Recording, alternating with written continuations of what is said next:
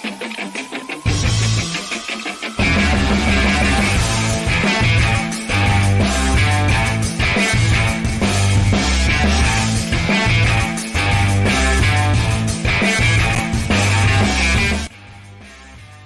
is up, RotoGrinders? We're back. We're back for round two. Still sweating. Some people probably still sweating the early slate. Me, not so much. I'm in salvage mode. Maybe we get a few bucks here, a few bucks there, but did not work out for your boy. But hey, we got another slate to win it all the way back. A 7-gamer, starting at 6:40. So crunch time comes in a little bit early, 6 o'clock today. Two of the absolute best in the business. Two former $1 million winners. Head Chopper, Squirrel Patrol. Squirrel, it's not going well for me. How about yourself? How did you play the early slate? Did you dabble in the early slate? And are you sweating anything live? I actually did dabble. I don't usually dabble, right? Usually the 150. I just kind of didn't have time. Didn't feel like doing the 150 today. So I did limited entry, I think, on DraftKings only, and I'm kind of hanging on in the battery to a min cash. But that's the majority of my entry fees. so it's a big deal if I hold on to that. Hold on to that edge. $250. Yeah. I'm pretty sure I'm far out of the battery. I mean, there's some, but if you scroll all the way down, it says find a friend or whatever. You can maybe you can search for me and find me. I'm pretty sure my team is not doing very well. A lot of Dodgers didn't work out, and the Phillies were a massive disappointment. I know I'm just outing myself as a chalk donkey. I played Dodgers and Phillies. But that's how the slate went. But Nola was kind of a little bit off the board to some degree, but that was working out until it didn't. How about yourself, Chop? Did you play a little bit of the early slate? And if so, how did it work out for you? I dabbled, Dean. I was a dabbler today, and didn't work out very well. I didn't have any Dylan Cease, and he was chalk, and he was incredible. And I just did one lineup, and that lineup didn't have Cease, but it did have Bibby. Jeffy Lube stuck me with Bibby in the chat. He said, "Play Bibby." Jeffy Lube in the Discord chat. Yeah, I played some Bibby, and yeah, that didn't work out, man. I'd rather roster Mike Bibby as a pitcher. You're not taking accountability. You're passing it off on somebody else in chat. Is that what's happening here? Pass it off on Jeffy Lube. Well, certainly people in the past at some point maybe tweeted you and said, "Hey, Chop, you said this guy was going to do well in the expert survey or whatever your content," and they come at you and they say, he stunk, and it's Now you're reciprocating. Is that? Do you like getting the business like that? You probably had some money. You do like it. Okay, well, never mind. I don't mind. So that way I can give it back. And we can just call it. We can just call it even. So I'm gonna give it back. All right, fair enough. Did you get that often, Squirrel? Do people come at you in the DMs? I don't know if they're open or not, but or just tweets and saying, I can't believe you recommended this dope. He stunk. I feel like I get it more as sports betting evolves. I feel like when it was DFS only, it was rare and more conversational. Now it's more direct. This cost me money. Kind of we're kind of like the athletes. We kind of get the brunt of it from the general public. But I see Bobby Gomes in chat. He says we love to play the. I ain't blaming anybody, Bobby. I'm certainly not blaming you for burying me with that Cavs going to win game one. I feel it in my bones. I didn't say nothing about that, Bobby. I didn't say nothing about getting buried. He was just engagement farming, though. We knew what he was doing. Bobby he's raking and farming, man. Yeah, well, that's the win-win, though. It's I was just joking around. I was engagement farming. And if somehow Cleveland wins, I told you. Either way, he wins, right? You can't lose. Oh, I love a good no-lose. A good no-lose situation. Can't beat those. I mean, is it 4 or 5? The Cavs are not. Maybe they steal one game against Boston, but it's just not going to happen. New York versus Indy, a lot more interesting. The only game in the association tonight. Do you know? I saw it was the second highest total for a player prop for points for anybody in the history of the DK Sportsbook. I saw him tweet it out today. Would you care to guess? Do you guys know what Brunson's over/under scoring points in the bucket is tonight? Well, Dean, I have not looked today. I'm glad you reminded me. I can go take a gander and maybe do something. But as a guy who had over the 35.5 in game one, I would imagine he's probably gotten bumped up to probably pretty close to 38 or so by now, right? Well, let's see if Squirrel has a guess. I was going to get – it was funny because I was actually going back and forth with a friend of mine about Jalen Brunson's point prop before last game. And I was watching the game, and Brunson went over. My friend texted me immediately, and I was watching the same thing. I'm guessing 37.5. I think it was 36.5 last game. 37.5, and I believe the juice is on the over at like minus 120, which is just it's just insane. I'm just pulling it up now. I'm curious what our minute projection is for him. Yeah. I'm gonna guess like 43. It is 43. It's our minute projection. I was not cheating, but my friend was like, "This is insanely high. How is he possibly ever going to match this?" And I'm like, "I think he's averaging 43 minutes in the playoffs so far. Like he's gonna hit it, you know." And how many minutes is Josh Hart projected for as a median projection? Who's played 52. all 48, I think, 3 times and 53 once because of overtime? It's 45. It's insane that these two teams are so polar opposite, and that the Knicks don't hardly play any bench, and the Pacers. I don't know if you looked at the survey. I pointed out a couple of things on the bench. The Pacers bench played like 72 minutes in game 1 of a playoff series. Like they played 72 minutes last game, and they were like plus 50 something combined, and the plus minus. There's like crazy good, man. So it's weird, but it's fun. It's fun, Dean. That's what makes it good. Yeah, Toppin and McConnell, like the 2 big bench guys, right? Unless I'm missing something. I not do content. I don't think I'm playing anything.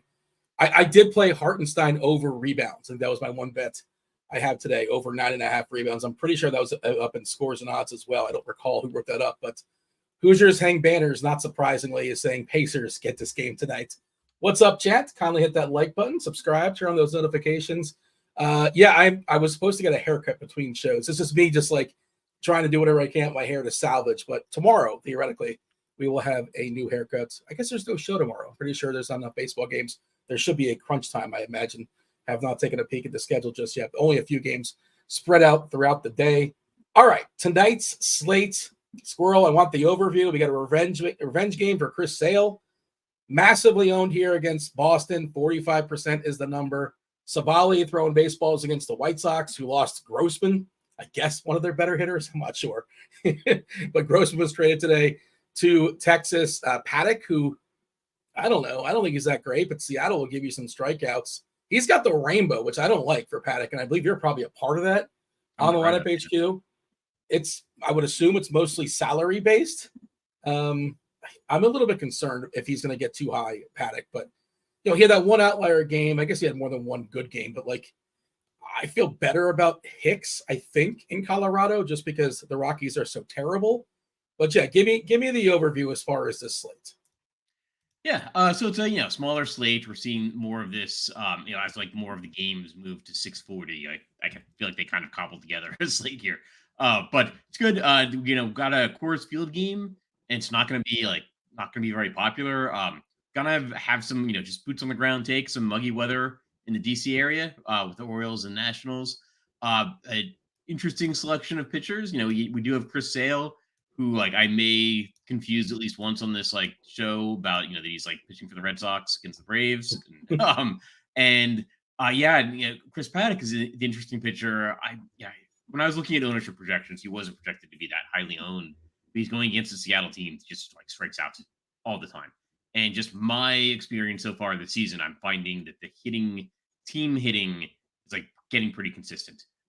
And that, therefore, teams that can't hit, I'm interested in the pitchers, no matter who the pitcher is, right? If he's been professionally trained to throw a baseball and he's facing Seattle, he's going to strike out a bunch of dudes. That makes me interested in Chris Paddock. I was actually looking at Paddock's numbers for the write-up, and I was thinking these are the perfect numbers. He has one game where he got blown up, so he was pretty cheap. He doesn't strike out a lot of guys, so he's pretty cheap, and he's facing the Mariners, so he's going to strike out a bunch of guys. Perfect. And you can't argue with salary, and you can't argue with savings, and I feel like it's been paying off to pay up for bats this season. So Chris Paddock got my tag there. This season, Squirrel, this season we have the numbers here on Plate IQ. The strikeouts for Seattle against righties, against all the righties. Rojas, 15%. Sure. France, 21%. Otherwise, J-Rod, 29. Polanco, 34. Haniger, 30. Raleigh, 31. Garver, 35. Raleigh, 33. Moore, 32. Collectively, 29.2%. Also, pretty dramatic splits for Paddock. Just 13.5% Ks versus lefties, but there's only 4 lefties, 5 righties, 25% strikeout versus righties. So there are a plethora of K options there for sure. Even if Paddock's not like this, K savant. Yeah, like I get it. I totally get it. I'm curious what Chop thinks of Paddock. I don't know why that's what we're starting, because I think he's kind of an interesting starting point. But Chop, your thoughts as far as Paddock, or just like a slate overview before you kind of delve into that. Dean, who won between Drake and Kendrick Lamar? Who you got? You're on mute, brother. You're on mute. Come on, man. Oh, man. Unbelievable. I was not keeping score, but from what I saw, according to the Twitter, apparently Kendrick Lamar knocked him out pretty quickly and swiftly. But I don't know. I couldn't give you details punch for punch. But I guess Drake is kind of like a fake rapper, is my understanding. But again, I'm not the person to be asking for such things. Do you have a take? Oh, I mean, Kendrick definitely beat him in this rap battle, that's for sure.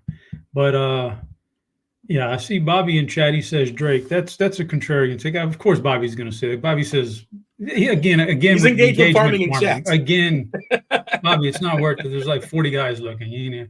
I think Bobby just like that last Drake leaked video on Twitter with Drake in his bed doing his thing. But listen, Dean, what's the best battle rap? What's the best diss track you've ever heard?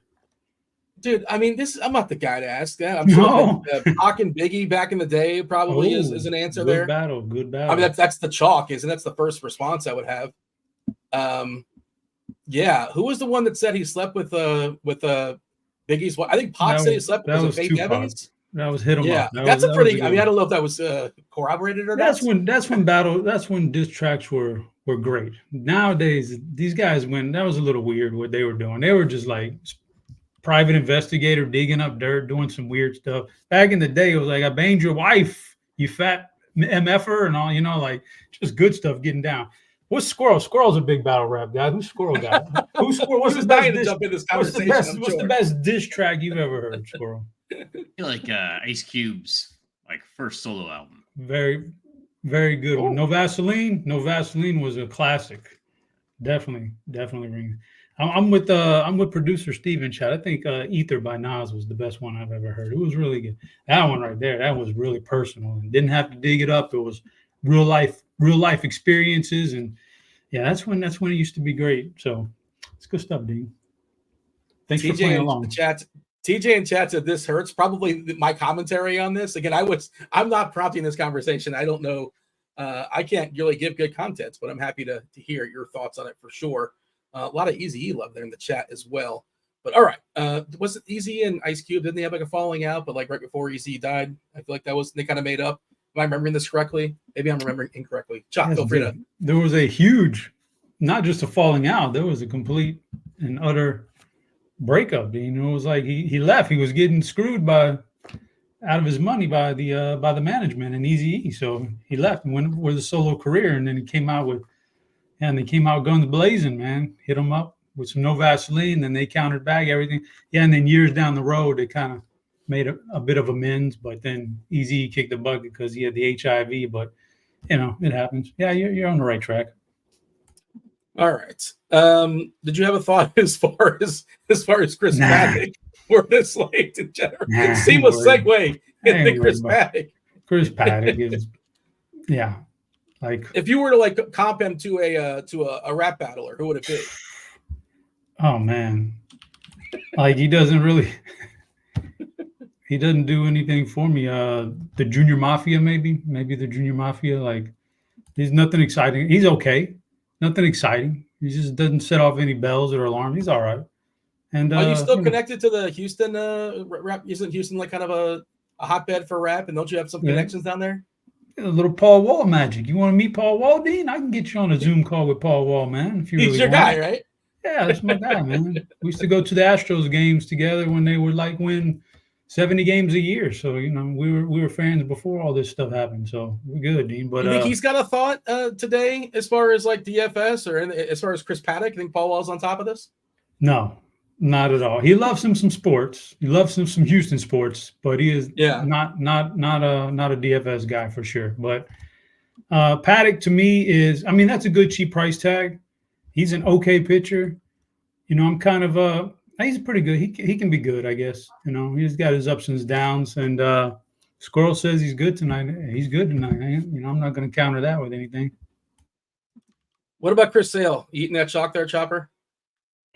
No. I'll be doing one lineup tonight, just one lineup.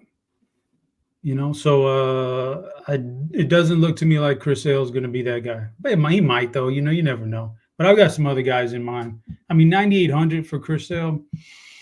I get it. He's kind of had a nice little renaissance here this year with Atlanta. He's done real well and all that. But if I'm playing into the narrative here, got to break some ties, Dean. I can't roster all these guys with one lineup. I can only pick two. So what's my tiebreaker?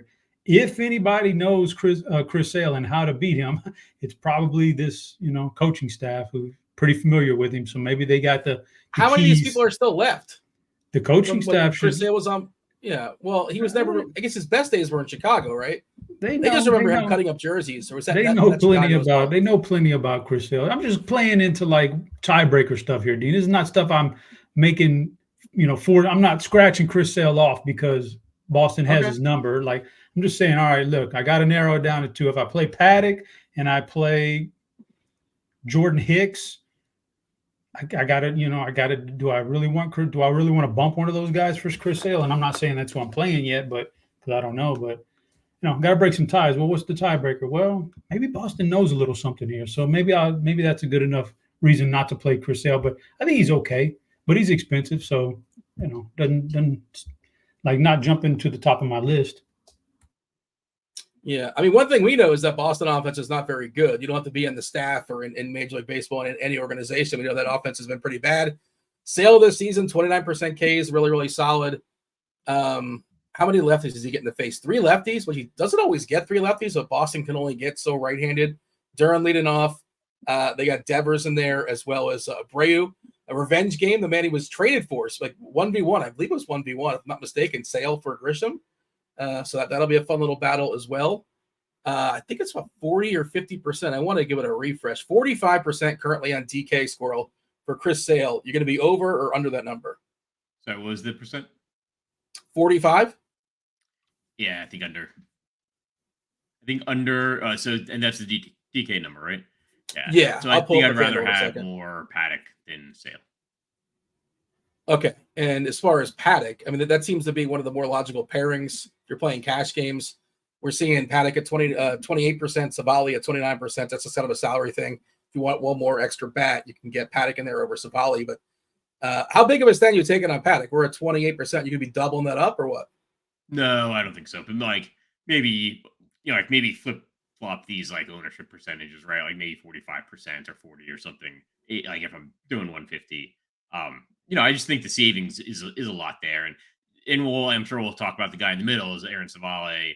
It's interesting, like on FanDuel, there's like a $700 price difference. On DraftKings is a $2,300 difference between Savale and Paddock. Like Paddock's just way too cheap to be facing this Mariners team. And I think I put it in the expert survey, maybe even right up here, that if you take out his one start against Paddock's one start against Baltimore, his numbers look much better. And any pitcher can get blown up, so again, I'll probably almost certainly have, less than 50% of him. But he's just too cheap. It's 6,500 on DraftKings in particular. Like FanDuel, I think you can make the argument, there's a $700 difference between him and Savale. So maybe want to go up with Savale against the White Sox, but $2,300 difference on DraftKings. Like Paddock's just too cheap.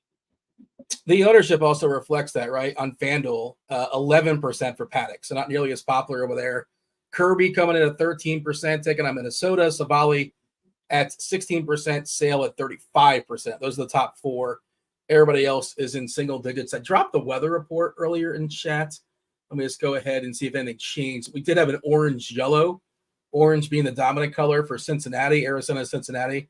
By the way, Encarnacio Strand not in the lineup for Cincy. He went on the DL. He's going to be out for 4 to 6 weeks. They say he's got a hand.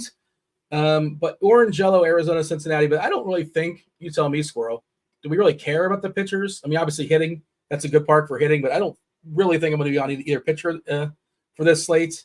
Arizona, Cincy, how about yourself? No, yeah, but I do have some interest in those offenses, right? Because it's a good ballpark, and I feel like these rain games sometimes in the hot weather, like it's like the humidity, right? Maybe I'd have to investigate the dew point model. Maybe that's like some of the inner workings going on there. Like when it's like humid enough that we might get some rain, that's like when you see the ball flying out of the ballpark, and especially in Cincinnati. So interested in both offenses there. Maybe especially the Diamondbacks. Not really priced up as if they're going to Coors, but still in a really good ballpark as the road team. But interested in Cincinnati as well. Did you say investigate the dew point model as if like you sort of implied you have access to the dew point model? No. I'm just saying that like, if I did, that might be some of what goes into it. I don't know. I wasn't sure if like Kirkwood trusted you as part of the beta team, but yeah, I'm not in the inner circle. I don't know if you are. I was just gonna be jealous. That's all. Chop, you got access to that or no? You and Kirky are boys, right? Yeah, definitely, Dean. I have access. I'm not going to give any proprietary information away though right now. Unless Kirk tells me it's okay. Yeah. I mean, you're always happy to give away our BBP suggestion of the day. I know that's not necessarily Kirkwood's thing, but you have no issue giving that out. And that's supposedly proprietary as well. Yeah, that's my model though, Dean. Yeah. Well, I mean, it's a very loose interpretation of the word model, but fair enough. Dean, it's my model. There's no interpretation. It's an algorithm, Dean, and it runs for me. Dean, Google. No. Oh my gosh, Dean, if I Google BVP today, it gives me like 100 different suggestions. I bet you'll find something. Yes, it'll give you like 100 every single player who hasn't at bat against a pitcher today. Sure, how are you gonna? It's about narrowing it down and finding the right stuff, the right information, Dean, the intricacies of it. That's what the algorithm provides. And it's not just about 4 for 9 with 3 extra base hits. Like, no, Dean, come on, don't be so simple, man. You're like simple. Whose voice was that? You're like simple. You're acting like Simple Jack now from Tropic Thunder. You're just like, chill out, man. I'm huge over in Asia. All right. Dean, the BBP stuff. Speaking of movies, today I don't know why. I just got bored and finished my NBA content, and so I just put on Apocalypto. Just what a great movie, man! Right? Like I know I've seen it a bunch of times. I've never seen it. Get out of town! Please, you've never seen Apocalypto? I've heard of it. I'm aware of it. God, are you serious, Dean? You call yourself a movie guy, and you've never seen one of the best ever. It's a tier 1 movie too, Chop. So, I don't like the bad out of the critics like you do. Like, listen, Dean, I don't say when they say what's your favorite movie of all. I can't do that. Like, there's too many good ones. I can't really break ties like that. I'll just say tier 1. Like certain movies are just tier 1, right? The best of the best. Apocalypto is a tier 1 movie. I can't believe as a movie fan you've never seen that thing, Dean. My goodness. Y'all got a hole in the game. Y'all got a hole in the game for sure. That's rough. Man. Squirrel, have you seen Apocalypto by chance? Apocalypse Now? No. I've literally never heard of Apocalypto. Really? Dean, I suggest you two guys get on this StreamYard after the show and fire it up, man. Together. We'll do a watch along. Well, I mean, lucky you guys that you get to see it for the first time ever, even after all these years. Lucky for you, because it's one of the best ever. The chat is now fired up. Yes, it is a Mel Gibson movie. At least he directed it. I don't think he's in it, correct? I'm pretty sure he's not in it. But I know he directed it. He directed it. He wrote it. It is like he went against the grain on everything they were telling him to do. I don't want to spoil anything for you in case you do watch it, but he went against the grain on it. And it was the perfect call on all of it. Like, and it's not a spoiler. Everybody knows because it was a big controversy when it came out. It's subtitles. It's got subtitles, right? You got to read. Yeah, they told him, man, you can't do that. It's not going to be a good, nobody's going to watch it if it's got subtitles. He said, I'm not worried about that. And he did what he wanted to do. And for 2 hours of a movie, it's about 2 hours long, 2 hours and 5 minutes, I think. There's not a wasted scene, in there. Like everything, it means something. It's just such a good movie. I'll put it on the list and I'll get back to you, Chop. How about that? I will take your word. Yeah, you got to move that one up to the top of the queue, though, man. It's pretty awesome. All right. Did you have a take as far as Hicks, Chop, pitching in Colorado? Also, did we get a San Fran lineup or not just yet? That's the last lineup we're waiting on. That is the latest game, so I wouldn't be surprised we don't have it just yet. back half of that Texas-Oakland game, the doubleheader, of course, that's not in the main slate. That's maybe a showdown thing, if nothing else, but do not acknowledge that one. But, Chop, you have a take as far as Hicks or anybody else pitcher-wise that's in the pool. For me, it's pretty clear, like, if you're in or if you're out. I have a dividing line of, like, you're either in or you're out, and maybe a little bit of toes, but not so much.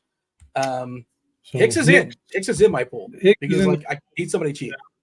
He's cheap. Colorado's, even for the opposition, really, this year, doesn't seem like the weather hasn't really got juiced up yet, so there's really not a lot to fear right now. That lineup is bad. That's a good pitcher. Every single start this year, I don't think he's given up more than 2 runs. Like, it's 0, 1, or 2 runs all year long. He's been awesome as a starter. Never had a start in Colorado. It's all been, 1 to 2 innings kind of stuff, so we don't know about. But I can't imagine anything's going to throw him off tonight. So I like Hicks quite a bit. We talked about some of these other guys. One guy I'll mention I don't think we've talked about, Kyle Bradish. I was expecting a much shorter leash coming back from that injury here last time out.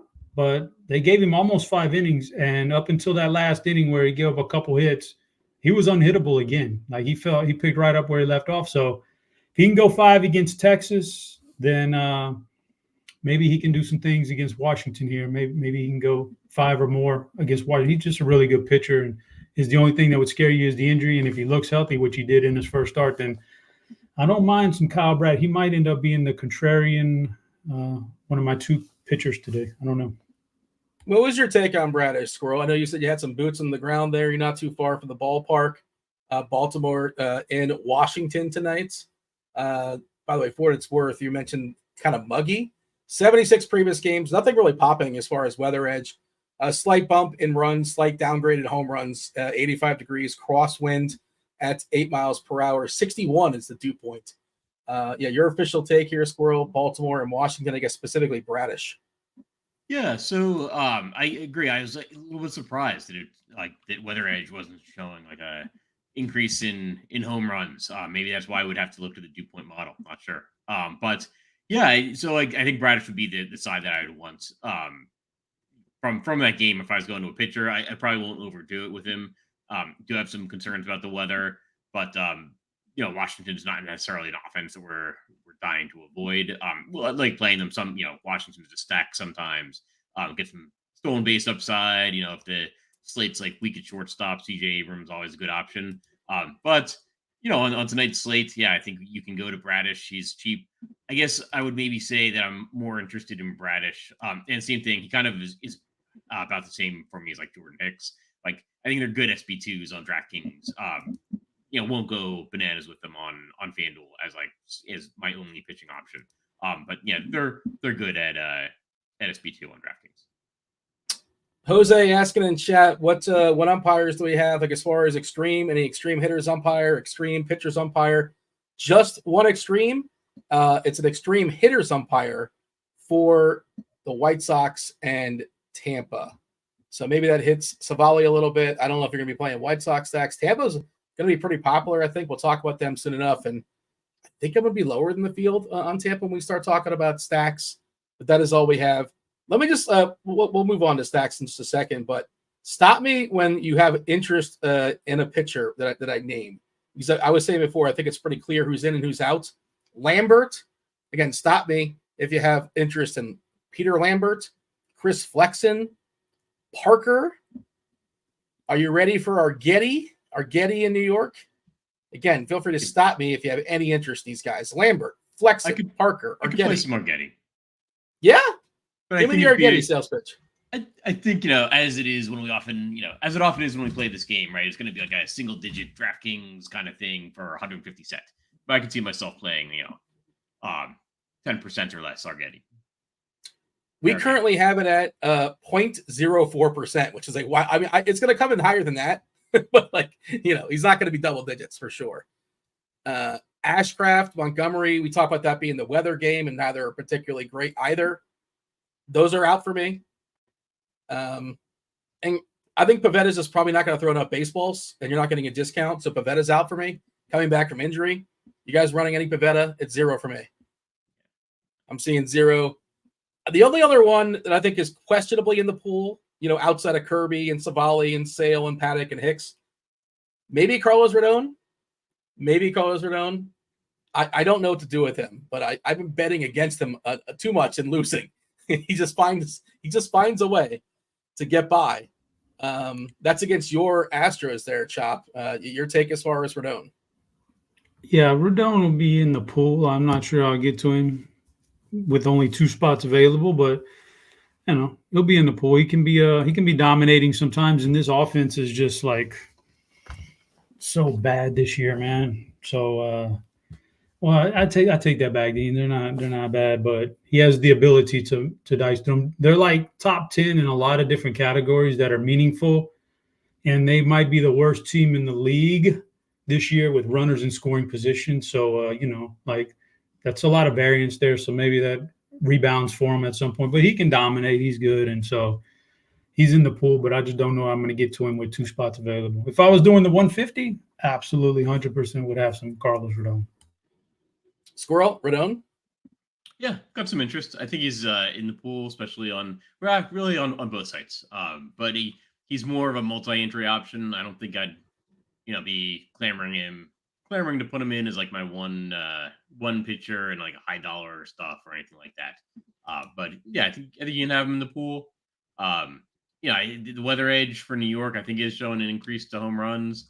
But I think actually like both Rodon and Arrighetti, pitchers have a wide range of outcomes. So for tournaments, sure, why not? This is DFS. All we care about is today and today only. But just a heads up, Paul Skeens is getting called up and pitching on Saturday. Curious if the sites are going to blow it. I 4K Paul Skeens on DK. Here it comes. I'm curious. They have 3 days heads up, right? They should be able to figure this out. He's so good, Dean. My God. It's ridiculous. I was just telling somebody a couple weeks ago, they got it like he doesn't belong in the minors, man. And of course, he'll probably end up blowing out his arm at some point because he throws so damn hard. But man, that kid, he's good. He could be an ace right now. I think he can win in the playoffs for you right now, even though he's like fresh out of college. He's good. I'm gonna play the slate just to play him.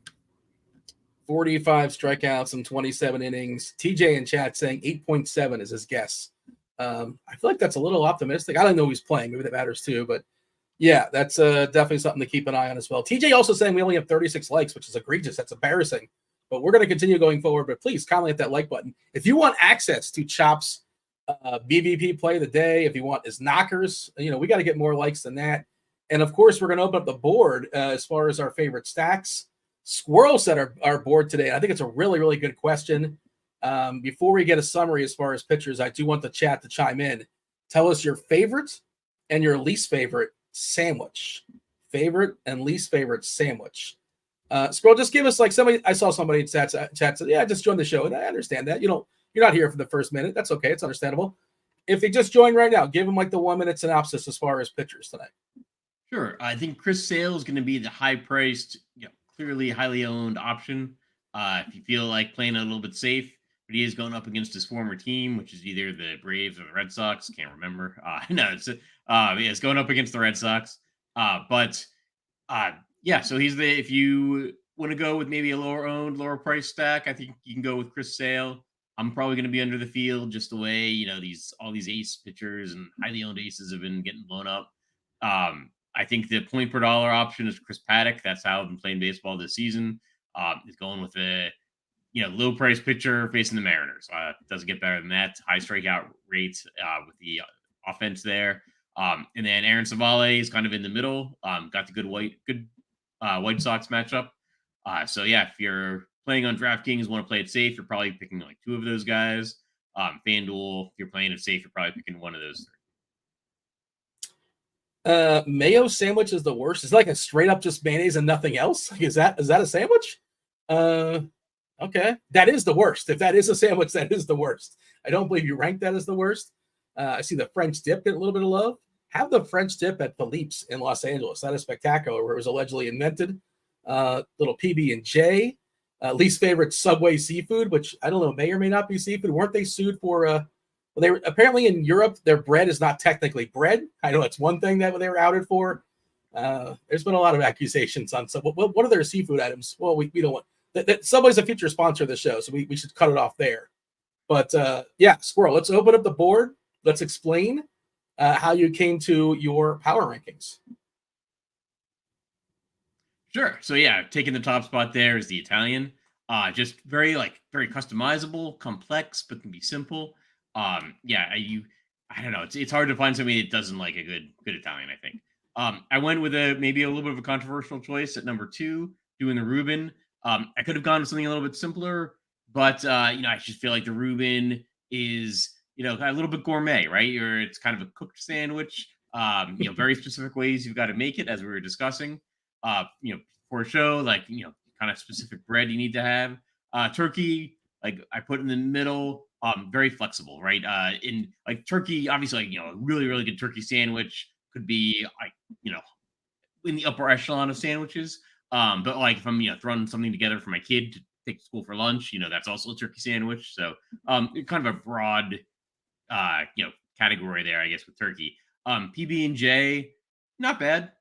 I like a good PB&J, good peanut butter and jelly sometimes, but it can also go wrong. It's not a sandwich that has a lot of shelf life, literally. So, and then bologna, yeah, I think there were a few options I was thinking about for worst sandwich, but bologna, seemed to be the clear winner there.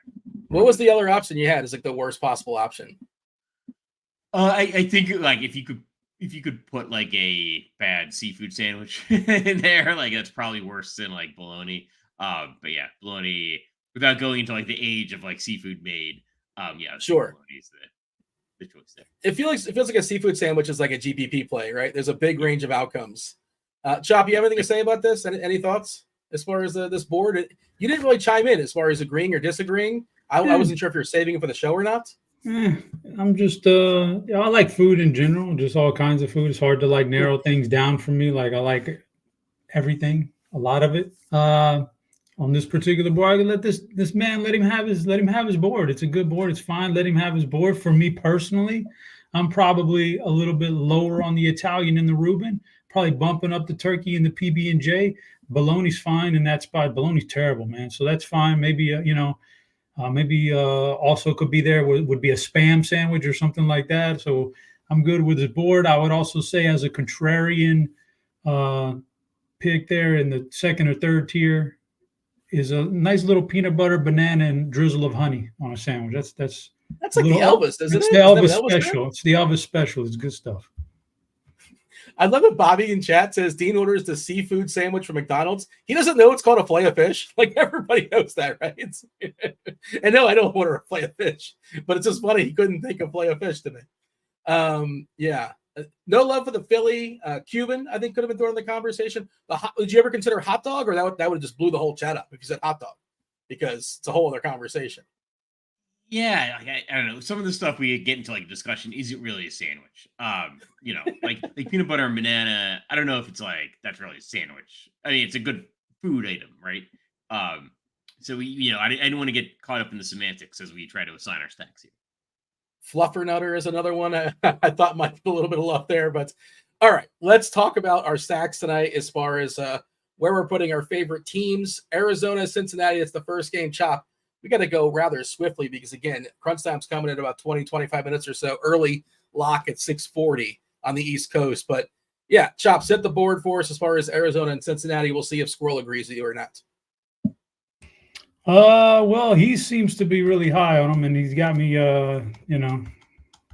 he's got me convinced with the weather now. Cincinnati. So I had them just neutral there, turkey. I had them turkey, and so he seems to be higher on him. So I'll let him, explain why.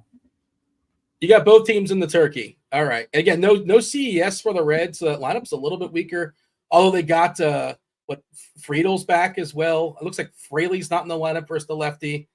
India leading off. De La Cruz pretty terrible versus lefties historically. Small sample, but just throwing it out there. It's not the best Cincinnati lineup. Do you agree with that in the middle there as far as turkey, Squirrel, as far as both Arizona and Cincy?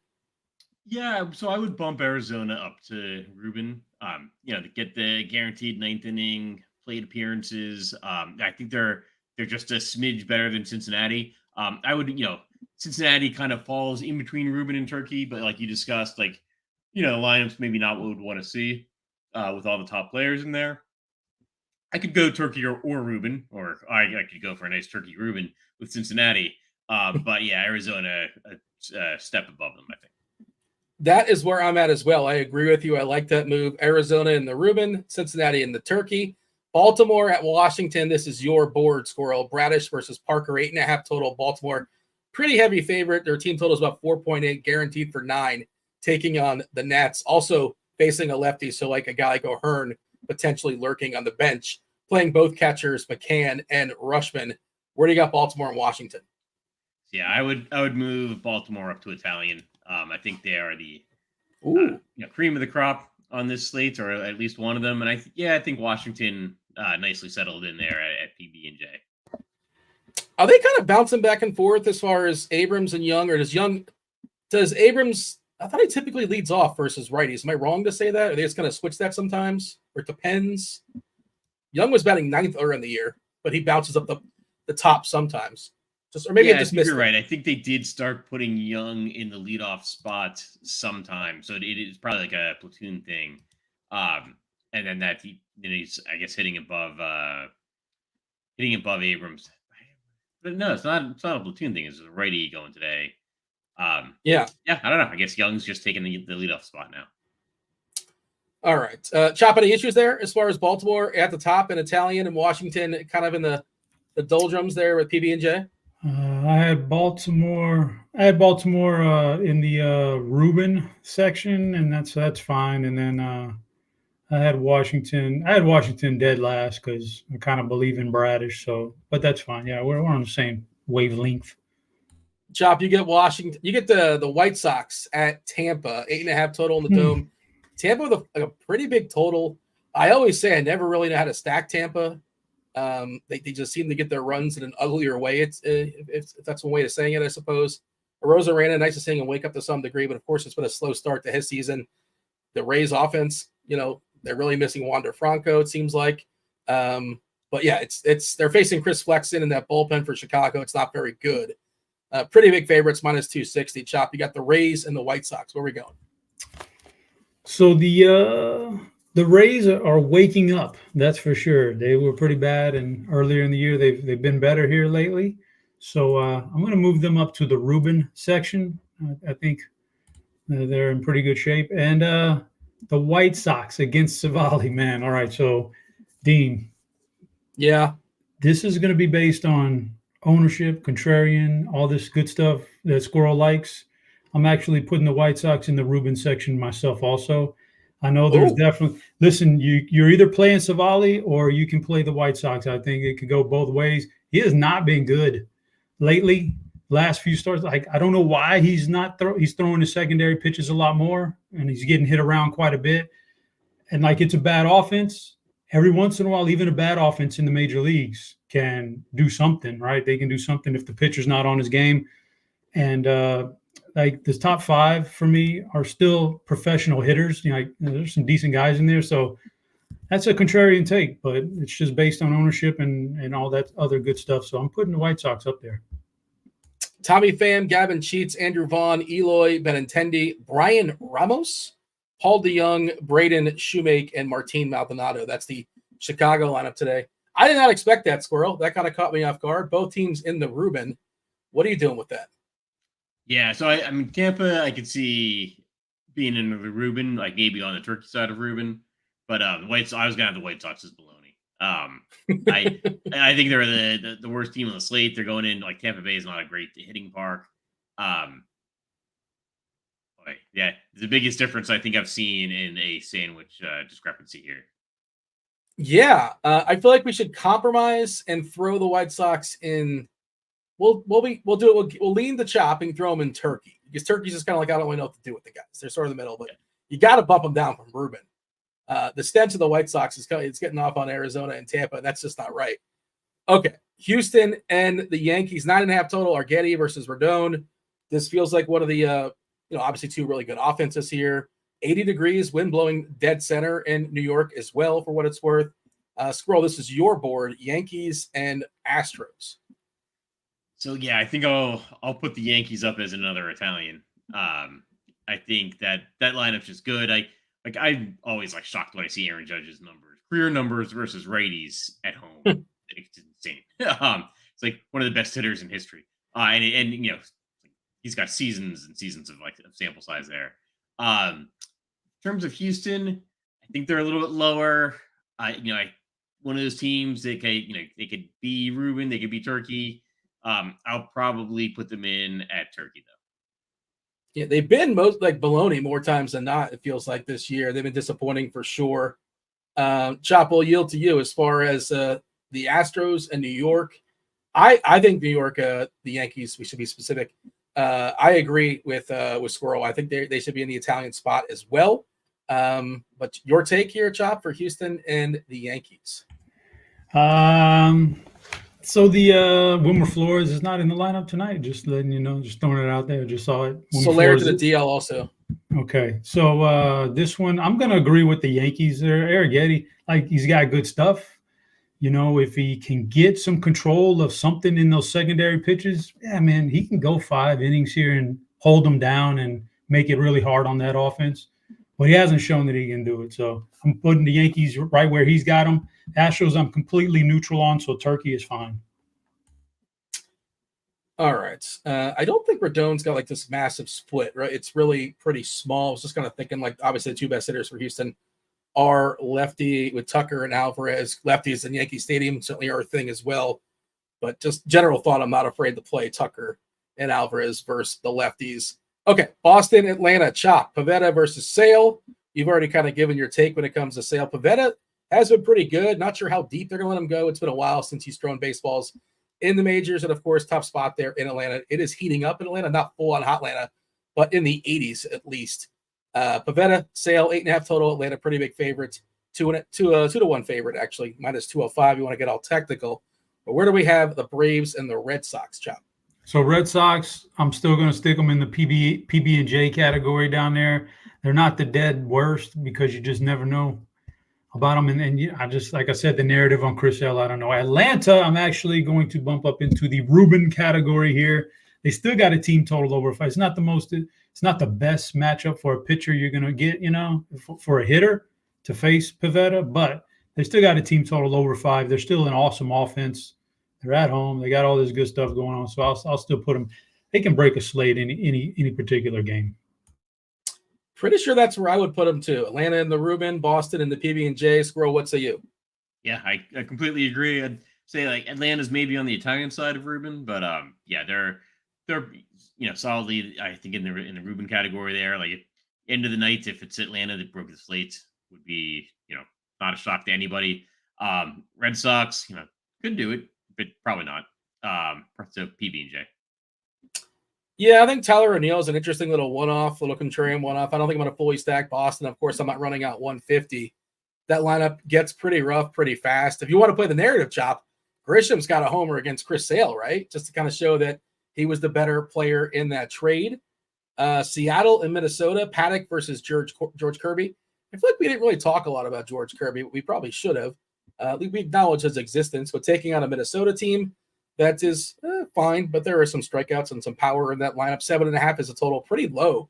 Is that a bad weather game today as far as weather edge? Why? Or is it just like a respect for Kirby and respect for Paddock? Is that what's going on there? Anything interesting? I am scrolling and buying time and saying words. Slight decrease in homers in 83 previous games, 73 degrees, 9 miles per hour as far as the wind coming in from left field. Runs basically neutral. Is this your board? I think it's your board, Squirrel, right? Kirby and Paddock. What do you got? Seattle versus Minnesota. Where are we placing these teams? So Seattle, strike out a lot, but they're not like a 0 on offense. I'd probably put them in at Turkey. They're maybe on the PB&J side of Turkey. Minnesota, I think, just straight up baloney. Minnesota, straight up baloney. Well, they were carrying around that victory sausage. When they won like 12 games in a row, they were carrying around like an old spoiled sausage, like throwing it around the dugout and traveling with it. I don't know if you Googled such things, but that was a thing. Bologna, I guess, in the sausage family. That's like the stepbrother nobody talks to or something. I'm not sure. It's no respect to bologna. Rightfully so. It's kind of gross. I see somebody standing in chat for, I guess, fried bologna is the thing. I think that was Kirkwood touting it. But yeah, Chop, Minnesota, Seattle, any issues here as far as where they're placed? I would have had Seattle in the PB&J, just like he said. And then, Minnesota and bologna, man. Like, Kirby's just too good. Like, I don't want to stack against that. He throws strikes. He doesn't get himself into trouble with walks. If he's dotting the zone, then you're just not going to get much against him. So I got him way down in Bologna. Joe is telling me that bologna is a hot dog pancake. Does that mean like you put a hot dog on inside bologna and roll it up? Is that what he's suggesting? Is that what I'm hearing, or am I reading that incorrectly? Is that a thing? He's saying it's the same thing. Okay. I was overthinking it, I suppose. Here is the official sign, the San Francisco lineup that Chop alluded to. Lee is leading off. Estrada, Wade, Conforto, Chapman, Yaz. Ramos is DHing. Sabo is doing the catching. Ahmed is batting ninth. I did think it was kind of, sort of, somewhat interesting. You know, we think about the lefties getting the hook. Colorado's got two lefties in their bullpen. One of them worked really hard last night. Ty Blach, he's almost definitely not pitching tonight. But they have one that's well rested. Squirrel, have we thought about this much as far as the lefties for San Fran and their pinch hit risk? Because there's, again, just one guy that might come in for one inning.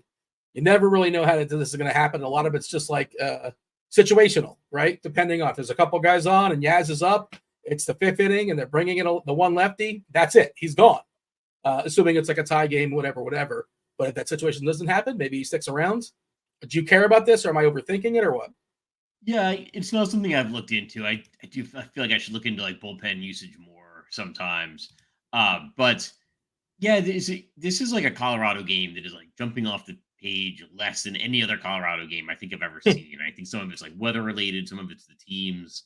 I think there's going to be a thing with the Rockies all season long, maybe going forward for years. But where neither team has a ton of power. Like Colorado's actually not a great ballpark, especially I feel like in cold weather. For 4 home runs, it's very spacious.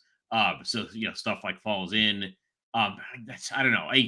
This game is maybe more likely to end like 6-4 than 3-2, but I'm still not sure it's a game that I'm interested in like having a ton of either team. That said, where are you putting them on the board? No Flores, as noted by Chop earlier. And yeah, I just went ahead to confirm. There are 2 lefties in that Colorado bullpen. Beeks has not pitched since Friday. He's a guy that like started once upon a time for Boston, but he's not really doing that so much here for Colorado. He pitched back-to-back days on the 2nd and the 3rd, but he is well rested. But like we mentioned, blocked through 46 pitches yesterday. So pretty much no chance he pitches today. So it's like one lefty. There's one lefty lurking there who's basically been a one-inning guy. So I'm a little bit less apprehensive is the point, but you never know. Just kind of throwing it out there. Let's rank San Fran and Colorado. Is this Squirrel's turn or Chop's turn? I apologize. I don't know who's up. Who wants it? Yeah, let the man have it. It's a sandwich board. I'll go with San Francisco as Turkey. And I think they're solidly in Turkey, don't really have a lean in terms of Ruben or PB&J. And then Colorado, either Bologna or PB&J. I'm going to put them in Bologna. Just get this thing looking a little bit more even. Chop? I would, Colorado down there is fine. San Francisco I actually had as one of my 2, maybe 3 Italians. I had them way up there. I just, it's not great weather yet, but it's a fine matchup, and I'm not worried about. I got 5 lefties spread out all throughout that order. Like, when are you going to bring your one lefty in? Yeah. And by then it might be, you got one lefty. Are you going to use him in the 3rd or 4th inning? No. If not, you're going to get you're going to get a couple of at bats from these guys. If you can get a couple of at bats and you put it out of reach, it may not even matter by then. So, yeah, I'm going to put them up there. I think I'd have them in Italian because that might be a stack I play tonight. Let's put it in the middle. Let's throw it in Ruben. San Francisco in the Ruben. Final board. By the way, hit that like button so we can get Choppers, knockers. We can get Squirrels, nuts, some homers. We got to get Chops. What do you got, Chop? What was that? What you said? Slow down for what? What are you slowing down? No, for? I said whoa. You surprised me when you said somebody wanted squirrels nuts. Like you just shocked me. He's hitting the nuts. Okay, the final board, we got two teams up top. We got Baltimore and the Yankees in the Italian tier. Next up, Ruben, Arizona, Tampa, Atlanta, San Fran. In the middle, Turkey. That's Cincinnati, the White Sox. First time appearing in the middle tier, I'm fairly certain, all season long. It only took 45 games or wherever we're at. Houston, right there with them. I'm sure you're proud as an Astros fan there, Chop. Seattle also hanging out with PB&J is Washington and Boston. And all the way down at the bottom, the Baloney, it's Minnesota and Colorado. Crunch Time's coming in about 5 minutes or so. We got Chief Mineralogist Kevin Roth. We have Dave Potts, Cheeseisgood. Of course, we have STL Cards also coming in. Chop, do we have enough likes to give out the BVP suggestion of the day, the knockers as well? Where are we at? I don't know how many likes we got, Stevie. Stevie, come on. How many likes we got? Any days, Stevie. Crunch Time is knocking on the door. 78 likes right now. 78, that's weak, guys. That's very, very weak. But since Juggalo Nation is here, Kirky showed up, and he wants the knockers. That's my guy. Can't deny him the knockers. Well, guess what, Dean? We're going to double dip today. Okay. The algorithm spit out a name, and it just so happens I wanted to put that guy in the knockers too. So we're going to double dip here with it. Little crossover. This is a weird one because these knockers are spread out, but they're still, upper echelon knockers to me. Upper echelon. Tommy Pham and Eloy Jimenez. Pham and Jimenez, two professional hitters. Like, I don't care if they score 2 runs tonight. As long as it's generated by those two guys, I could be fine with the White Sox tonight. Eloy Jimenez was the BVP suggestion of the day. Really weak numbers on this slate, but, his were good enough to get the suggestion. You might need to restart the router there with those suggestions. I'm not really sure, but I like it. I'm quickly looking to see what Tommy Pham or Eloy career-wise versus Savali. 7 hits, 16 at-bats, 4 singles, couple homers. And I'm also trying to see, and maybe Crunch Time will let us know, who is Helio Ramos, 24-year-old former first-round draft pick for San Francisco, playing baseball tonight for the Giants. I need to learn about who this person is. I don't know. Have we seen him before in the majors? I guess we saw him last year. I just don't recall. He had a little cup of coffee there, 25, 60 at-bats. Didn't really do anything at 60 at-bats, but he is playing tonight in Coors. That said, did you have a homer for the people before we bring in Crunch Time, Squirrel?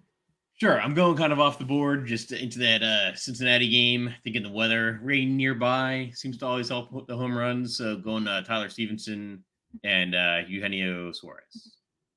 Yeah, Stevenson, I think betting cleanup today. He's up high in that Cincinnati lineup of being somewhat weakened with their injuries and facing a lefty. All right, enough teasing it. Here comes Crunch Time.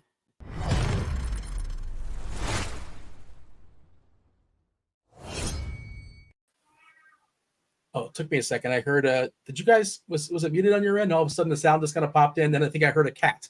So, all right. You guys can hear me. We're good to go. Roth, you can hear me, yes? I think you're hearing things, but yes, I can hear you. You guys don't hear a cat? Nobody else hears a cat? There was 100% a cat right when we came on. What? There was or a child. Hang on. Does anyone? I think it was a child. Does anyone that have sounds like a cat? Does anyone have a cat? Could have been a kitten if it was a child cat. Okay, none of the 6 of us have a cat, so it wasn't a cat. Producer Steve might have a cat. Yeah. I don't know if he had his mic on or not. I'm not really sure. Maybe I'm just hearing things. Do you guys know if anyone within 2 miles of you in any direction has a cat, you have a cat? This is how that's true. Don't give me that no one has a cat. Yeah, that's true. It's a community cat.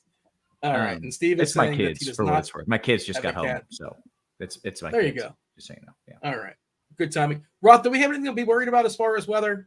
Because that Cincinnati game to some degree, kind of, sort of, somewhat, maybe. We don't care about pitchers. Make sure for the record. the right stadiums, Roth. Yeah, thanks. Golf was such a shit show today. I forecasted for 3 different golfing events that were the wrong spot.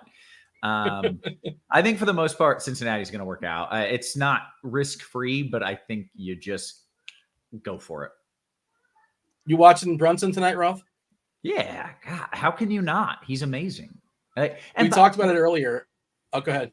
Was I not the very first person to let everyone know that Brunson is an absolute hooper? When he was getting backup minutes, playing 6 minutes a game, I was like, this guy is an absolute G. And the Roth scouting report. Let me say that I don't follow basketball at all. And you were the first time I ever heard of Jalen Brunson. And I was like, Roth is just talking out of his butt about some guy because he's heard of him. And I'd never heard of him. And apparently he turned into a thing. It was all you. 100% Roth. Thank you, Cheese. You're welcome. I do not do hoops content anymore, but I still remember Roth going on about Brunson, and that's been a couple years at least. Yep. Okay. I'm glad. See, you see, Dean, they know. The people know. I wasn't saying you weren't. That's why I asked you. I know to ask you the question. I knew it would get you excited. His total tonight, we mentioned this earlier, second highest total ever as far as a scoring prop in the DK Sportsbook, 37.5 is his over-under for scoring points. And it's minus 120. You got to pay juice if you want over. Right. I mean, he's got to do it. He's the only person on the team that can score. So he has to put up 40, and then they probably still don't even score enough. But it's fun. Yeah. All right. We should step aside and make way for crunch time. Myself, Chop, Squirrel, we appreciate y'all watching the first portion. It is now the crunch time. You got 40 minutes with Kevin Roth, Dave Potts, who's Dave, long day for you. Golf clap for you, Dave, doing all the content you've done. I'm sure. Did you get a nap in between shows? I did not, but I had an extra glass of sweet tea at lunch, so that got me going. Well, there you go. All right. Crunch time. Take it away. It's so South. I love it. Good stuff as always. Welcome to it, ladies and gentlemen, two of the sharpest minds in the biz hanging out with me as per usual. We got my guy STL Cards in the house. Cards, you got a fresh haircut. As of about 30 minutes ago. So yeah, it's going good. The Cardinals didn't lose today, and I got my hair cut. So that's can't think of a better day. To be clear, they did not play. I just Yep. It's about the only way these days. Yeah. Congratulations on your not loss, Cards. We got Dave Potts. Cheese is good in the house as well. Cheese, we were hanging out, I don't know, 5 hours ago or so. And you're back. How you feeling? Good. Yeah, another pretty good slate with plenty of things to like all over. So I'm ready to do it again. Yeah, very good. Our guy Butthole Jenkins says, I remember Roth talking about Wemby. That's right. I also think, I'll go on a limb, this Wemby guy, he's going to be the next big thing. Roth I don't think we can give you too much credit for that one. Yeah. All right. Let's see. We talked about the weather. I like the hitting weather in New York. That game hasn't happened yet, has it? No, it's coming up in an hour. Okay, good. I like the hitting weather there. And I think in Cincinnati, like, it's not perfect, but I think it probably works out okay. Might have a delay. There's a chance we get something worse than that, but I don't think the chances of a postponed game or an unfinished game are high enough that you should fade the game. I've got it as yellow-orange. I think that is the right spot to be. And I think if you like it, then you just kind of roll those dice a little bit, and you know that it probably works out in your favor. You guys cool with that? Absolutely. Yeah. Totally cool. That's my game plan. If anything changes here in the next 20 minutes or so, I will let y'all know. But that's where I'm at. And with that out of the way, I think we can dive into some pitcher talk. Cheese, who's breaking off Uncle Charlie here today? That means a curveball. Yeah. Chris Sale is at the top of the board. He's good, and the Red Sox are not. It's really that simple for me. I like Chris Sale way better than the other aces. He's the most expensive, but he's not super expensive. I mean, he's $9,800 on DK and $10,500 on FanDuel. Like, this is not expensive enough to matter. So Sale's at the top. It's pretty interesting after that, though. And I will tell you what I'm doing, and then I'll tell you what I think might be correct. I'm playing mostly Chris Paddock and Jordan Hicks. And like, I have a lot of the two of them together to load up on bats. Jordan Hicks is a potentially okay in real life, not probably a great DFS pitcher in Coors Field, which normally would be not something you want. Yeah. But do you know who else is in Coors Field, Kevin? The Rockies? The Rockies. Yeah, they suck. The one thing Jordan Hicks can do for sure is get a ton of ground balls. And that's all you need against this nonsense team. And Chris Paddock, also better. He's a better real life pitcher than fantasy pitcher, but he gets the Mariners and he's 6,500. So if I can't afford Chris Sale, then I'm just going double cheap with those guys.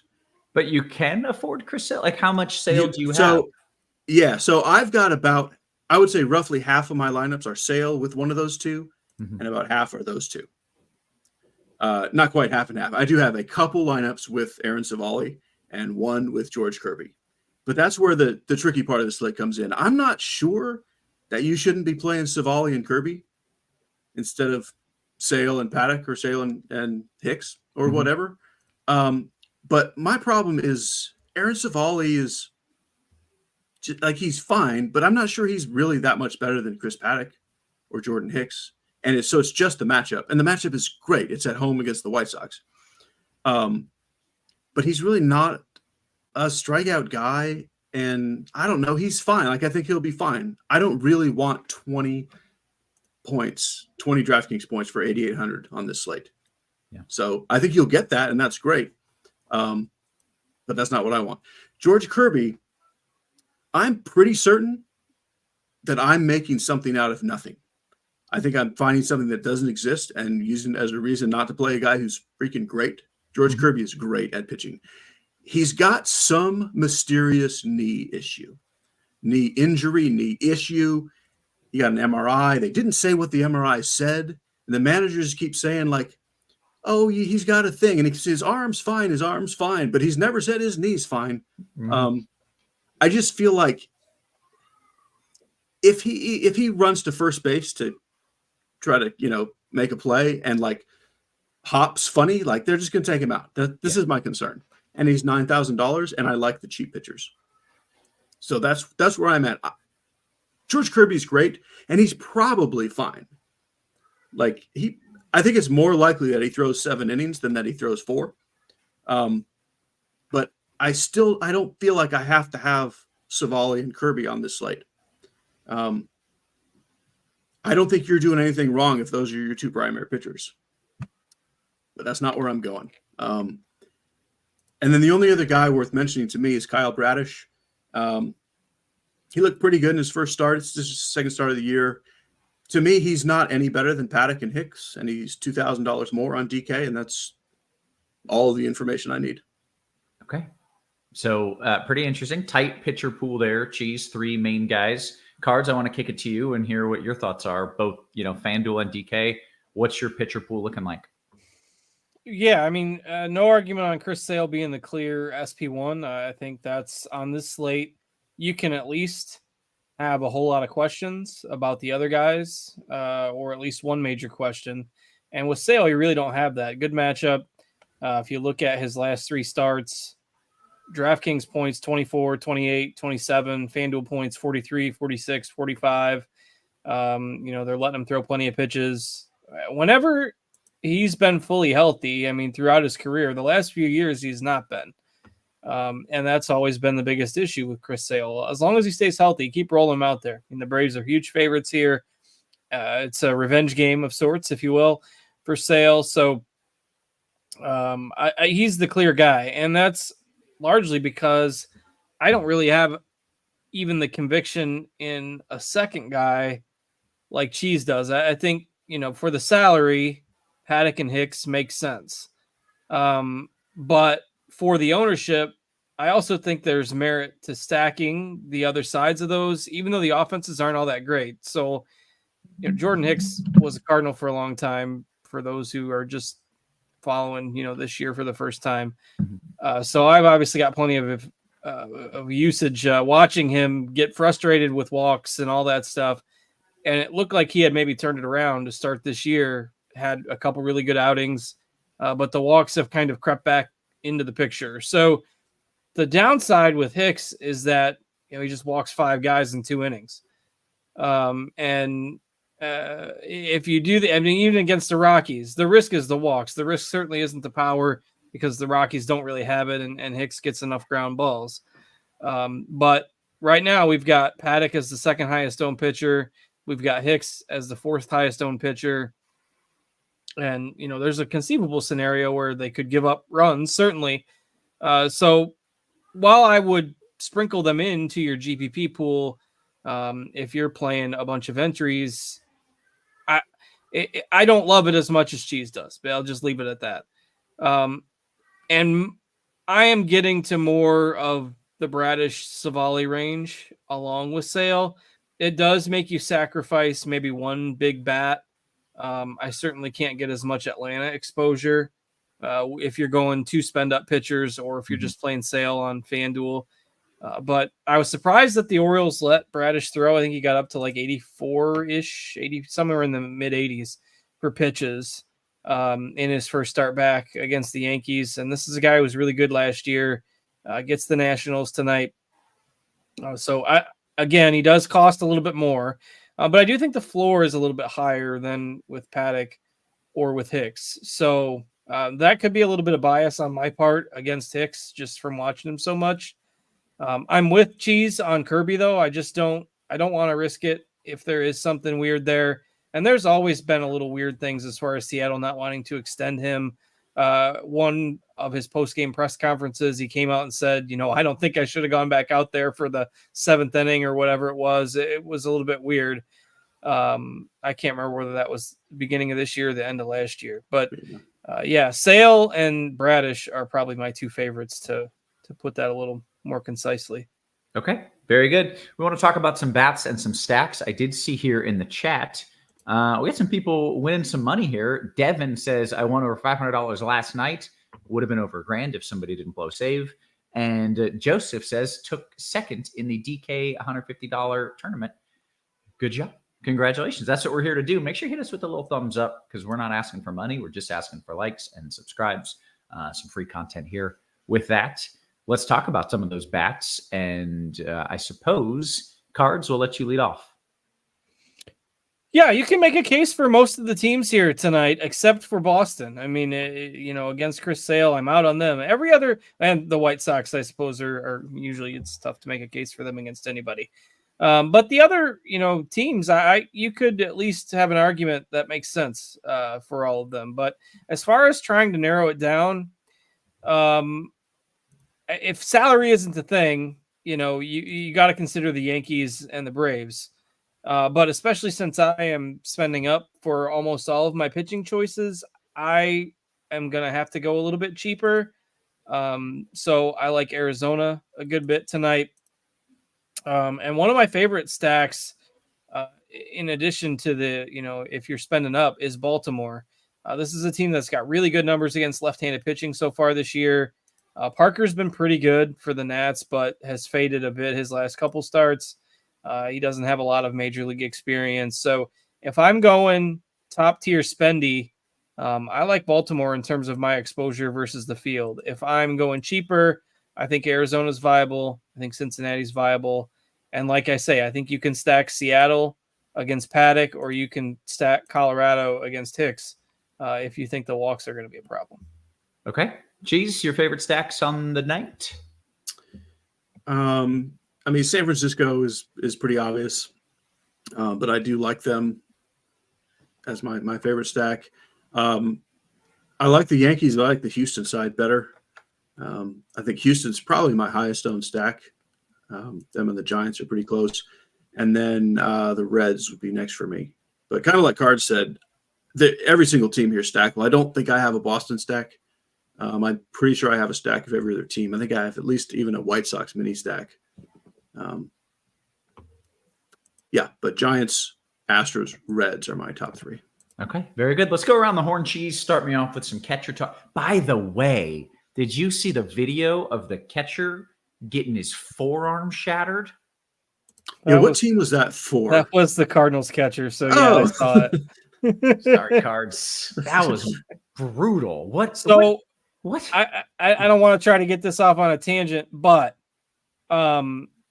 what happened, and if you look, somebody posted the data where, like, if you go back like 20, 30 years, there was like one catcher's interference call every like 800 games. And now there's one like every 20 games. Yeah, I saw that. 20 or 30 games. So really interesting.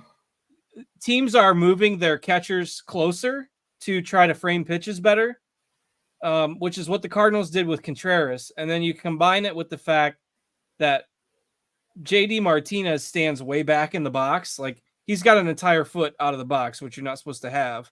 And so the combination of those two things, Martinez being way back and Contreras being way forward, the foot was a full swing right into his arm, and he's out. I mean, he could be out for the season because they're just not very good. So why rush him back? But Yeah, that was pretty brutal. Horrible. Yeah, that needs to be. They need So to, again, if we get the robo umps, the catchers don't have to try to frame pitches. Yeah, that's what Steve said. If we get the robo umps, let the system call the balls and strikes, and then you don't have a catcher getting his arm shattered by a bat. So yeah. Maybe that's what rough. it takes. Maybe it takes some sort of safety issue to finally get the robo umps. And his brother, William Contreras, who plays for the Brewers, got 2 catcher's interference calls last year with the same batter. So it's, I mean, Martinez. They need a Contreras beatdown on that dude. The 2 Contrerases and JD Martinez. Yeah, there might be some beef there. Yeah. Okay. Anyway. Sorry to get us off on a tangent. It was my fault, not yours, Cards. Yeah, he hates the Bros. That video was legit, like, hard to watch. That was really, really bad. Okay, let's talk about the catcher position. Cards, what are we doing? Well, we just kind of got off on the tangent, and Cheese didn't really get to give him any thoughts besides. My bad. Cheese. I have nothing to say. That's fine. I love Tyler Stevenson even on FanDuel. Adley Rutschman is great. He's pretty spendy on DK, so I don't have a lot. Most of my catcher pool on DK is Stevenson, Yainer Diaz, and Cal Raleigh, and or then just random guy in a stack. Okay, Cards. Yeah, the Rays catcher is 2,200 on DK against the White Sox. So that's that's Alex Jackson tonight. I don't know that much about him, but he's wielding a bat and he's min salary against the White Sox, which is probably good enough for some people to just punt the position. Otherwise, I agree. Stevenson, Rutschman, probably the top 2 plays. Cal Raleigh as a one-off, and that's fine. We can make up some time for the tangent there. Okay, first base, Cards. A little bit stronger tonight than we've seen a lot of slates where it's been tough at this position. One of my favorite one-off GPP plays tonight is Christian Walker. I like Arizona. I don't think you necessarily have to stack them, but I like their one-off power bats. And if you look at Ashcraft's career splits, he's been pretty reverse splitsy throughout his career. So Walker as a right-handed power bat, I think is a really strong play tonight. So I like him, even if you're not stacking Arizona. Ryan Mountcastle, big power against lefties. Lamont Wade will get a lot of attention because he's a little bit cheaper. Yandy Diaz for the Rays. A good position, I think, to go with kind of one of those mid-range options tonight. I think you could go really cheap with somebody like Gavin Sheets is first base eligible on DraftKings, but I like living in that mid-range today. Walker and Mountcastle will be my 2 highest owned. Okay. Where are we at? Cheese, your thoughts at first? Yeah, same basic group. I like Mountcastle the best. I do like spending up for Matt Olson. Again, I'm going with cheap pitchers so I can play these kind of one-off plays like Olson. I like Rizzo a little bit as well. Yeah, that's about it. Cheese, we have someone in the chat saying you were in the process of falling asleep. Were you falling asleep on us right there? I had a big yawn though. Okay. Some more yawns are on the way for sure. Okay, that's fine. It's been a long day. I'm wide awake. Yeah. Okay. Not only did I have the sweet tea, I made a little white chocolate latte about an hour ago. So I actually feel fantastic, but the yawns are just part of the day at this point. It's been a long day. Split slate. You've been up since 4 a.m. grinding, Cheese. We appreciate it. Okay, how about second base, Cheese? Yeah, really, almost all these positions are pretty well spread out, and I think ownership is spread out on them too. Altuve is far and away my favorite play. Like I said, I like Houston today. Estrada is probably the chalk if there is chalk. He would be the cash game play. The cheap stuff, there's not a lot of good cheap stuff, but there's a lot of cheap stuff. Like you can play like Jorge Mateo. You could play Brendan Rodgers. You could play. I have a lineup with Braden Schumacher minus the R, just because that's the one thing that made everything else work. But ideally, Altuve. If not, maybe Marte or Albies, or just down to Estrada. Okay. Cards, I want your thoughts at second. I did see our guy Kirkwood, the purveyor of the dew point model, says, hey, I missed the beginning. What did Roth say about weather in Cincy? I think you just play it. I think it's going to work out. It's not a lock that it will, but I think you just play it and then it works out. Also, Eric Hoffman says, I love seeing STL cards on the show. It reminds me how depressing college football offseason is. It's like a weird compliment insult. I don't know. I I don't know. I'm that's a strange one. Maybe he's just I think he means he reminiscing about- loves watching cards talk about college football, so he's depressed. That when was college football that is was not how on. I wanted to take it. I think that's but that's what he means. That's a compliment for sure. Okay. All right. Thank you, Eric. We appreciate that. Cards. What do we do in a second base? Yeah, now you got, I mean, I don't love second tonight, so I can gladly think about college football as well. To me, I think you can let salary dictate here if you want. I'm probably not getting all the way up to Altuve, though I really like him in Houston stacks. He's obviously great. I like Jorge Mateo. This is a spot where I'm going to get some value. I mentioned I like Baltimore. Good splits against lefties. Estrada obviously will be chalky for the Giants, but yeah, and getting to a lot of Mateo, Jorge Polanco, if you're not on Paddock, I think is okay as well. Okay. And by the way, he says it was a compliment. Multiple people say they love your college football shows. So yeah, those are always fun to do, and it'll be September before we know it. So we got to enjoy the summer first, though. okay. But wake cheese up when September comes. Second base, second, or are we on the third? Cards. Third. Yeah. Third for cards. Yeah. Again, another position that most of the year we've said has been a little bit weaker. That certainly applies tonight. Like, I can't find one guy that I say, okay, you've got to play this guy on either side. Like, Paredes is expensive. I know he's hitting cleanup, but it's tough for me to get super excited about, him at that salary. Bregman, if you think that, he's still got plenty of juice left in the tank. I mean, Bregman against Rodon at modest price points. I mean, he's still in the 2Ks on FanDuel. He's 4,200 on DK. He's certainly fine, but you're going to get a lot of difference of opinion on whether or not they think he's toast or not.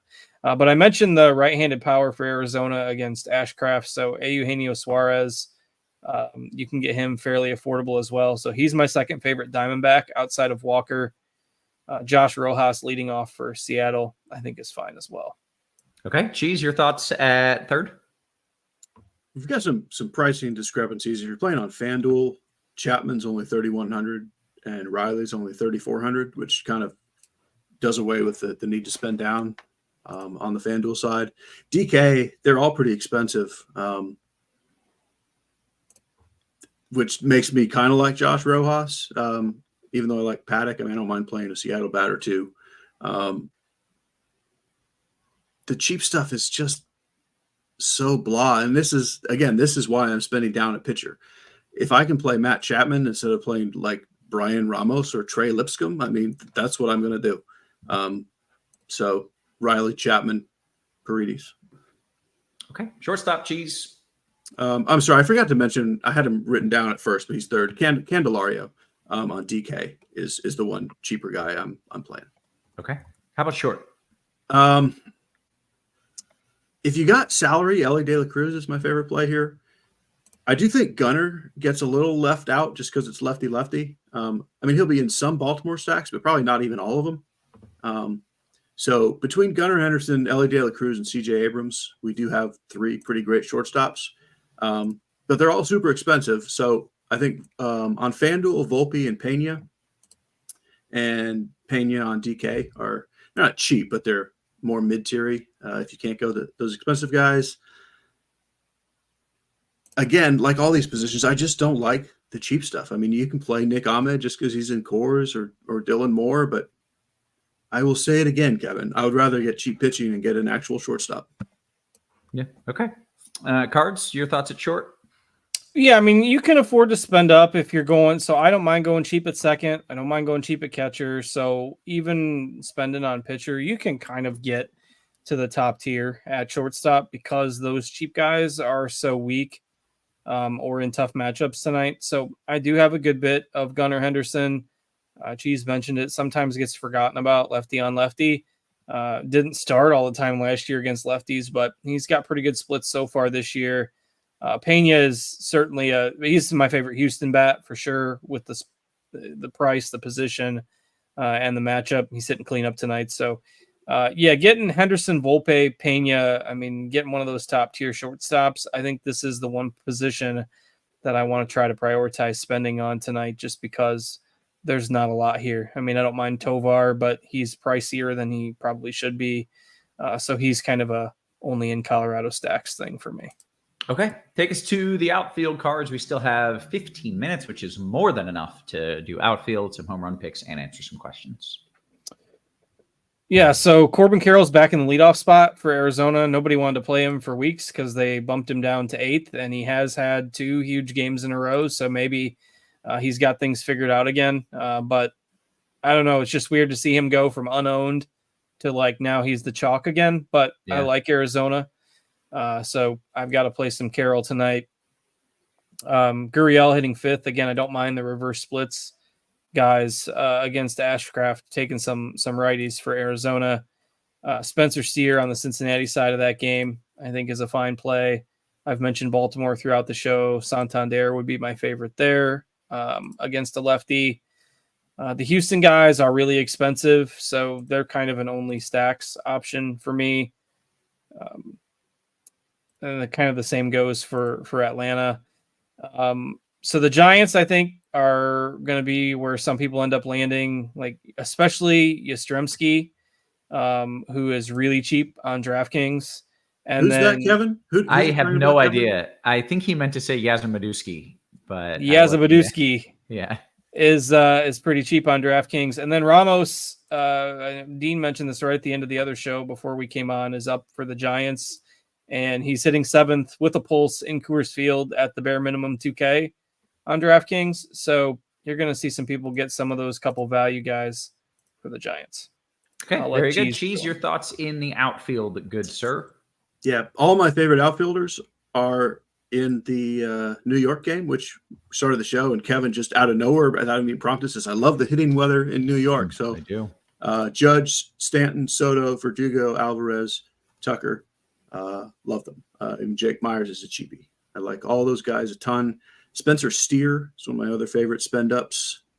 Santander I like a lot. Ozuna, and then everything in Coors Field. Let me just say on the Coors Field thing with Ramos, I've seen like 2 or 3 people in chat asking about pinch hit risk. Like, he's a righty starting against a righty. There's no reason at all to think he's a pinch hit risk. I mean, they can do whatever they want, but like generally speaking, if a righty is in versus a righty, that means he's in. They're not going to pull him when he gets the platoon advantage. So I wouldn't worry about it. And he's 2K. Okay.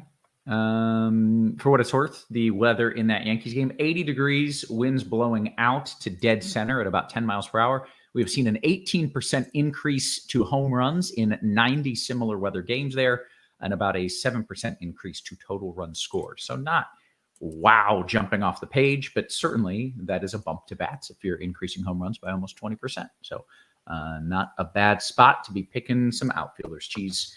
We have about 11, 12 minutes here until we hit lock. What we like to do is get some home run picks.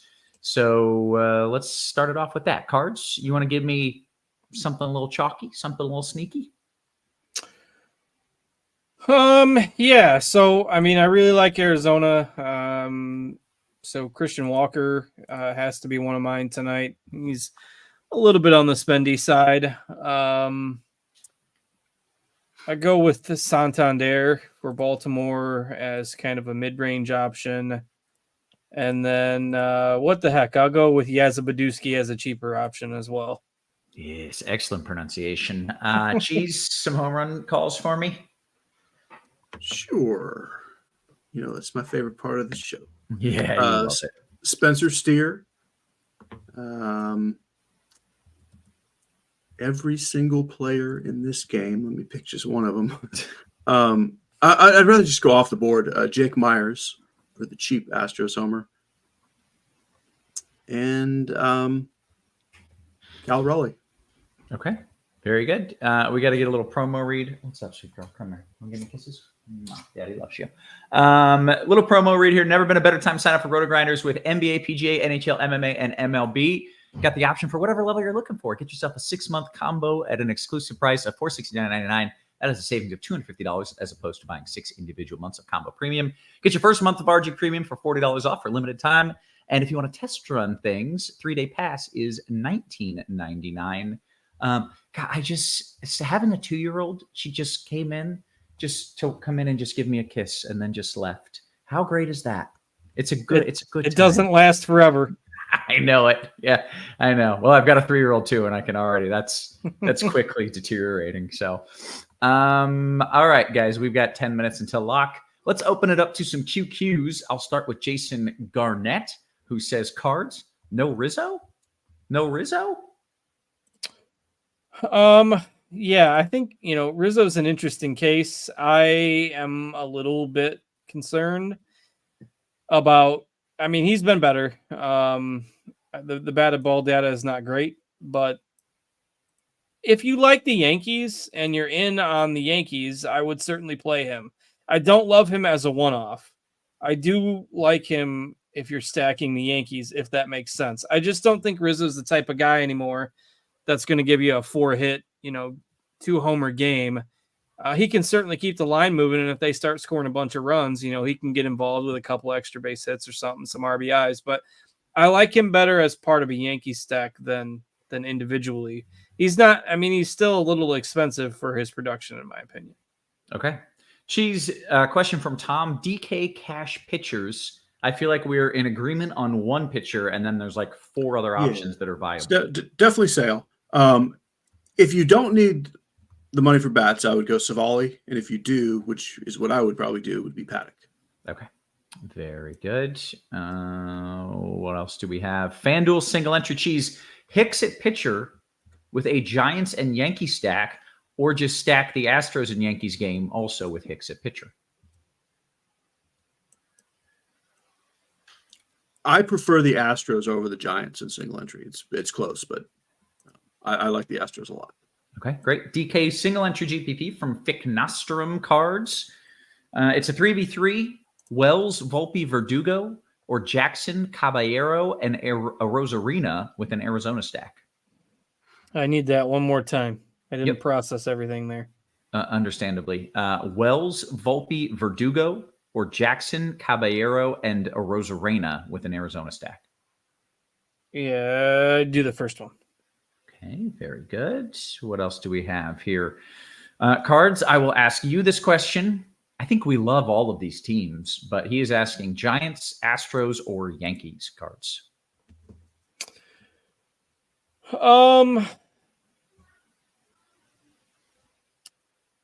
I'll discount the Giants a little bit simply because of ownership, and I don't think there's that much separating them. Give me Houston. Okay. And Cheese, I feel like that's where you would have landed as well. Houston. Yeah. Mm-hmm. Very interesting. Okay. Jay Sam says, Cheese, I too like the Reds tonight on FanDuel. Do you have any TJ Friedl included in those stacks? And who do you feel are the top pinch hit candidates if the game is close? So I do not have any Friedl on FanDuel. With only 4 Reds, he just didn't quite make it. I think it's fine to play him because he'll be totally different. But no, the answer is no, I don't have him. Fairchild's the biggest pinch hit risk, and probably Espinal second. Okay. What else do we have? DK Cash question, Cheese, Paddock or Bradish? Was it Paddock for you? Yeah. Yeah. Mm-hmm. Cards, if you had 4K left on DK for a one-off outfielder, who would it be? He says, I went Verdugo and just left some money on the table. Is there someone else that you would have picked? I mean, he's only leaving $300 on the table, which for me is not even a. Don't even consider that. Yeah, I wouldn't think twice. I mean, yeah, he's fine. Like if you absolutely wanted to spend all your salary, like Jock Peterson would be fine, but I don't think there's any reason to do it. Like Verdugo and Yastrzemski would be close between those two. Unless you're doing a Yankee stack, I think Yastrzemski individually is going to project a little bit better, but I'm fine with either. Okay, great. Brandon Doe says Baltimore intriguing, and I feel like one of you liked Baltimore. Yeah, they're my favorite stack. Okay, we both like him. I think everyone likes Baltimore. Okay, yes, they are indeed intriguing. Cheese is doing a Mariner stack. Is more okay to add in those stacks? Yeah, I actually think he's most of the full. If we're talking DK, you almost need him to make the salary work. Him or Rayleigh, and him being short. If you can't get shortstop, if you can't get one of the expensive guys, I would definitely put him in. Okay. We'll go to DePrince Cheese. It is a FanDuel one-off question. Paredes or Riley? Riley. Let's jump back to some cards questions. First base cash cards, Mountcastle, Yandy Diaz, or Christian Walker? Walker, your boy? Yeah, Diaz is definitely third for me on that list. I am totally cool about even with the other two guys. I mean, I don't have a strong preference. I probably have a little bit more Walker, but they're both great. Okay. Your favorite pitcher cards in a FanDuel single entry? I mean, I'm not messing around on FanDuel with a whole lot of the cheap stuff tonight. So even though he's going to be popular, I'm just playing Sale on, most of my FanDuel lineups. I'm getting over. I've got FanDuel back. So Sale's 10.5 on FanDuel, which is high, but it's manageable. Like Savali's 8,500, Paddock's 7,800. Like if I'm playing one entry on FanDuel tonight, it's Sale and that's it. Yeah. Okay. Great. What do we got? Cash question Cheese, Torres or Westberg? Westberg? That's a person? He's Baltimore, and he's good. Okay. I like Westberg. Okay. Another one for you, Cheese, DK Cash, Fairchild and Judge, or Soto and Ramos? Soto Ramos. This is a fun question. Cheese, does a Robbie Ray rule exist for a team or hitter? For example, when the Blue Jays or Yankees are chalk, go in a different direction. I feel like maybe Coors Field is that way. If like everybody's playing Coors, don't play it. And if it's nobody's playing it, do. But I will let you answer that, Cheese. Yeah, so for a team, no, that does not exist for me. For individual hitters, though, I mean, they rarely get to a point of ownership where it matters. The reason it can work for pitchers is because you see guys at like 60% owned. That doesn't really happen with hitter. If any hitter in any spot ever for any reason got to 80% owned, then that would be a thing. Right. But for a full team, no, that is not a thing for me personally. We did have that as a thing for a minute last year. There was someone who was really good. I can't remember who was like 2K. Well, yeah, every once in a while there's the accidental. Yeah, this guy's 2K. Right. But even then, that's a rule for me. Like in a large field tournament, you don't play an 80% on hitter. Yeah. But there isn't one. Okay. John says, hey, don't forget to smash that like button. Good point. Don't forget to smash that like button. We're almost coming up on the lock. Devin says, I've never played cash. Is there no stacking? You just build like an NBA lineup and go pick the best guys at each position? You do. Yeah, it's crazy. Stacks are kind of out the window there. Let's see what else we got. Coming in late, Cheese, your favorite stack in FanDuel single entry. Feel like it's the Astros? It is. Yeah. All right. DKGPP, Bregman or Suarez, Cheese? If it's not part of a stack, I would Suarez on that one. Chinatown says this is how you pronounce shoemaker. No. Because it's shoemaker, but there's no R. So you just take off the R. So then it's shoemaker. Yes. Yeah. It's don't listen to him. He's Chinese, not Japanese. It's shoemaker. I'm just telling you what the words say. You know, I can read. It's shoemaker. 1v1 cards, Candelario or Senzel?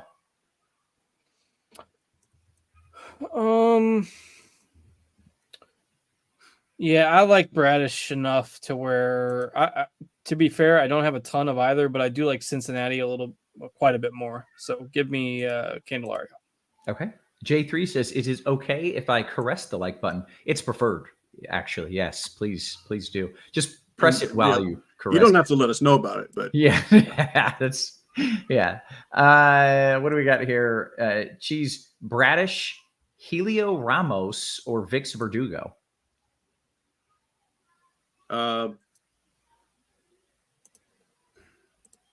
Hicks Verdugo. Okay, we got a great question from Dean. Good stuff, as always, Dean. Paul Skeens, who is very tall, very good at pitching, and was the #1 overall pick, and I believe is dating Livy Dune, the gymnast, is getting called up. He's going to pitch on Saturday. What will his DK salary be? What will Skeens? 4,000. Do we know who he's pitching against? I guess the Cubs. Okay. but he'll be 4,000. Do you really No, think he's going to be? No, I'm with Steve. I think 82 is probably about the range. I would guess he'll be in the 8K range. And he will be over-owned because the hype is going crazy, and he was great.